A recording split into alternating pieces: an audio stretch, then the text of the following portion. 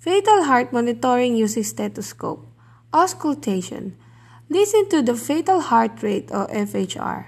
Electronic fetal monitoring, the use of instruments to record FHR and uterine contractions. Doppler. Ultrasound converts the waves to the fetal heart. Fetoscope. Like stethoscope, open the press on the abdomen and use less frequently. Baseline. Normal range is 110 to 160 BPM. Pressure between U and CS for 10 minutes period. Tachycardia 160 BPM for 10 minutes. And bradycardia is 110 BPM for 10 minutes. The purpose of fetal heart monitoring using stethoscope is to check for the rate, rhythm, and presence of absence of acceleration and deceleration of the fetal heartbeat. Materials needed: bed, pillow, top linen, and stethoscope. Assessment. 1.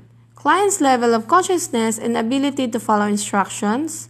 2. The client's age of gestation, 5th month or 20 weeks. Planning or outcome. Assess the fetus well-being.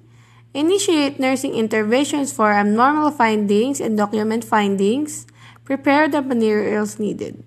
Procedure. 1. Identify the correct patient.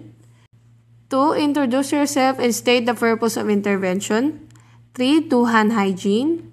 4. Expose the part to be examined, keeping the cover of the other parts.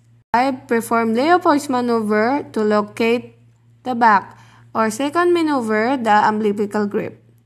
6. Place the diaphragm using stethoscope onto the client's abdomen where fetal back is located. 7. Count the number of heartbeats in 1 whole minute. 8. 2 minutes are equals to 1 count. Normal result is 120 to 160 beats per minute. Below or above this range indicates fetal distress. Number 9. Assist the client to get out from the bed and keep all the materials used. Number 10. Wash hands. And number 11. Record your findings on the client's chart and refer.